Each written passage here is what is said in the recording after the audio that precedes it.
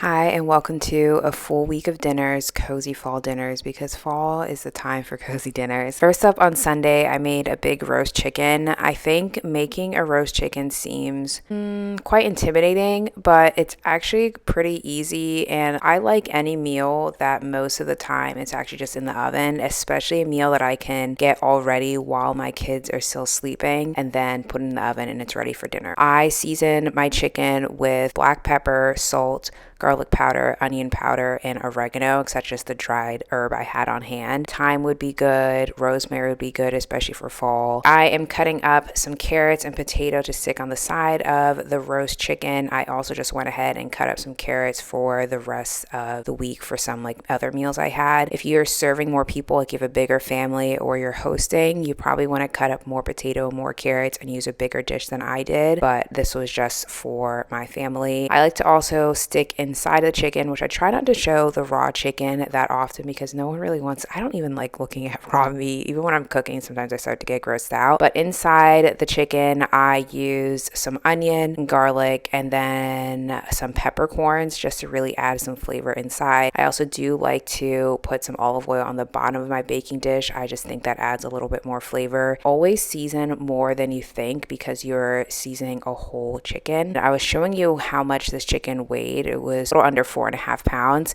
And when you're roasting a chicken, you basically want to roast it at about 20 minutes per pound or until the internal temperature is 165 degrees. If you don't have a meat thermometer, it's better to be safe than sorry, in my opinion, especially if you're hosting. You don't really want to cut into the chicken and then it's raw. But I think this one ended up cooking for a little under 2 hours, so a little over that 20 minute per pound range. And I baked it at 400 degrees for about 10 minutes and dropped the temperature down to 350.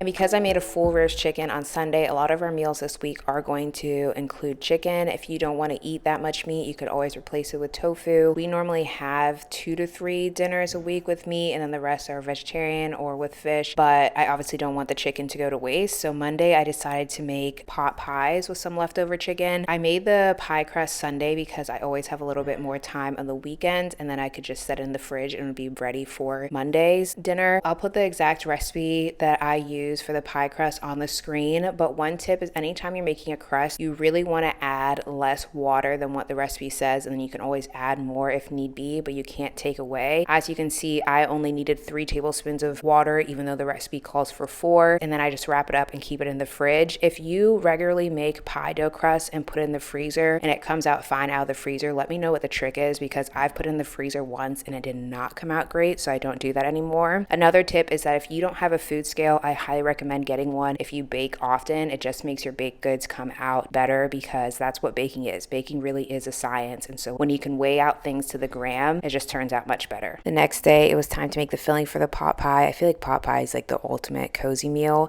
and it's a really good way to use like excess veg in your fridge because you actually could fill it with anything. I ended up making chicken broth from scratch with the bones from the full roasted chicken to really get my money's worth. This was my first time doing it, and it ended up being much easier than I thought. If you want me to explain that full process in another video, I can do so. Inside my pot pie, I decided to do onion, celery, carrots, garlic, and then seasoning, and then the normal little roux that you have to make. And then I did frozen peas, frozen corn, but I let the peas and corn come to room temperature for about an hour or two before making the filling. And I also had, you can probably see in the corner, my pie crust that was sitting in the fridge from Sunday evening. I had it out on the counter, kind of like coming to, not to room temperature, because you still want your crust pretty cold when you're rolling it out. But if you don't set it out for a bit, when you try and roll it, it's just going to be way too hard. So I would say set it out for 10-20 minutes. Check up on it. If it's starting to get too soft, put it back in the fridge, because again, you want your pie crust to be pretty firm and cold when you're rolling it out.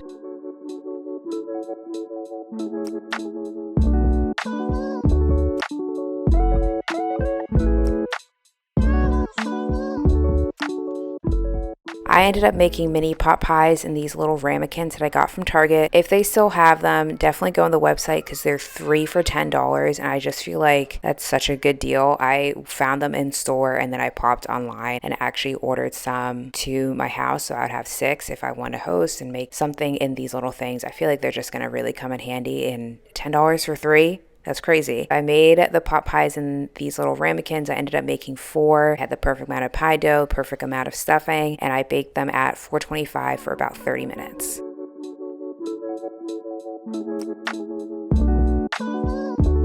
On Tuesday night, I made what I think is one of the easiest dinners, but also still cozy. It's a sheet pan dinner. You can really customize this with any vegetables, any protein, any like starch that you want. But since I want to keep the fall theme, I decided to do butternut squash. I had a zucchini in the fridge that I didn't want to go off, so I threw that on too. And then I also did some leftover chicken from the roast chicken from Sunday. I was cutting up the butternut squash and zucchini while my babies were eating their lunch.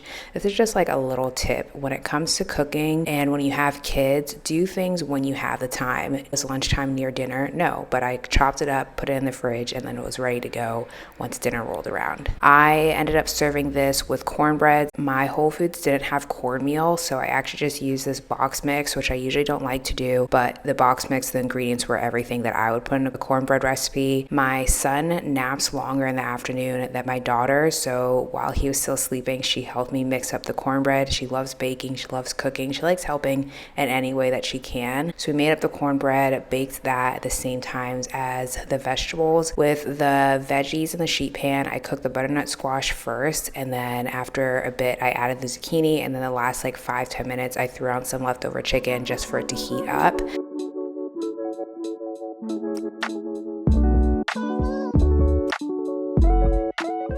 I know what you're thinking, surely the chicken is done by now. Well, there's enough for one more meal, and that was chicken quesadillas. I think everyone knows how to make a quesadilla, so I won't go too into depth, but I will give you a little tip because I'm assuming if you're watching this video, you either cook a lot already or you want to start cooking at home more. I always plan for at least one pretty simple meal during the week because I know one day is going to roll around where I'm just not going to feel like cooking. It can be a simple meal, something in the freezer, so that I'm not tempted to just go out and eat, which is fine. If you want to do that, that's fine, but I do try to eliminate how much I'm eating out. So having an easy meal to make every now and then helps alleviate that.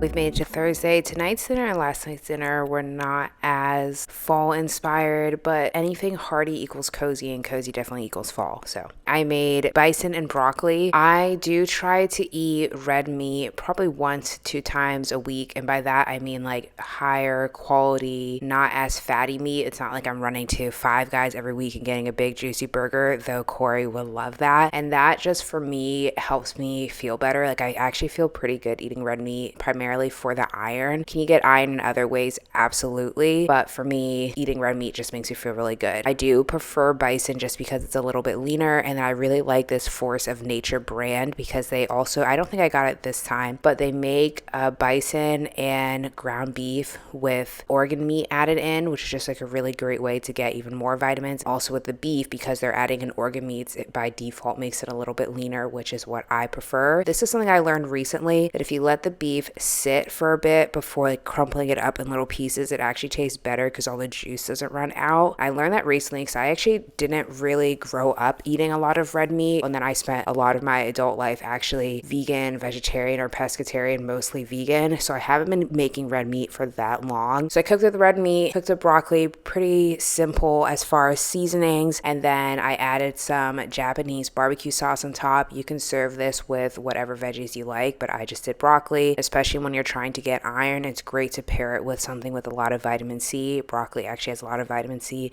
and iron. And then you could serve this with rice, eat it plain like I did. I served it with rice for my husband, and that was dinner.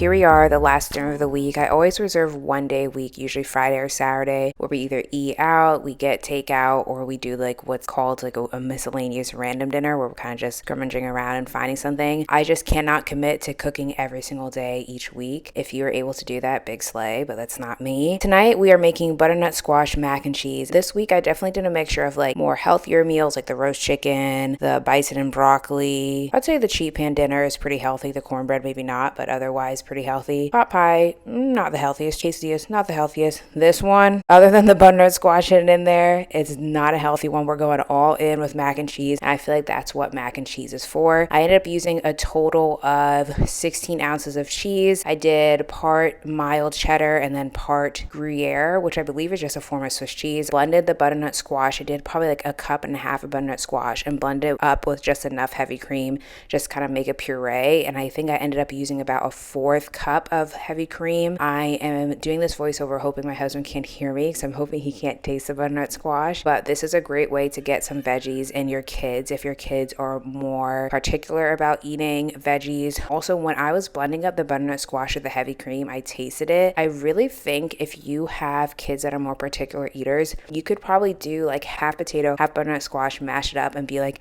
it's Halloween mashed potatoes, that's why it's orange. And I really don't think they would taste it. Maybe start with like 3/4 potatoes, 1/4 butternut squash, and slowly add more butternut squash until it's primarily butternut squash. I think it would pass because it was pretty yummy. After I made the little puree, added that to my cast iron with some olive oil and a little bit of almond milk. Use whatever milk you prefer. And I used probably like a half cup of milk. I mostly don't measure, I'm sorry about that. And then I added the cheese, let the cheese melt. While this was all going on, I was boiling my pasta. Once the pasta was done, I reserved some of the pasta water. You want to do that anytime you're making pasta and making some kind of sauce, because the starch is breaking down the water is what's going to help bind the sauce to the pasta. Added my seasonings, and then I added the pasta in, mix that all up, make sure it's all blended. And then, you know, like I said, we're going all out with this mac and cheese. I decided to make a little breadcrumb topping with just plain breadcrumbs mixed with about a tablespoon of melted butter. And you just want to add breadcrumbs until you get like a sand texture. Pop it on top, pop it in the oven at 350 for about 15-20 minutes. Just bake it until the breadcrumbs are golden brown, and you're gonna have ooey gooey mac and cheese with butternut squash to make you pretend like you feel a little good about having some veggies, but at the end of the day you're having mac and cheese, and that's fine. It's fall, it's winter, it's cozy season. You know,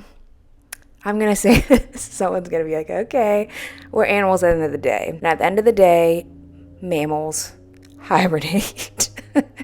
I don't know what I'm talking about. Anyway, basically what I'm trying to say is the reason we crave hearty, more fattening and more starchy based meals when it's cold and stuff is that, like, I really think that's just natural, you know? We'll see if this makes it into the voiceover. That was all the meals I made this week. We all have to eat. We all have to cook. So I think these videos can be very helpful. Let me know what you think. Thank you so much for watching, and I hope you enjoy hanging out with me. Bye.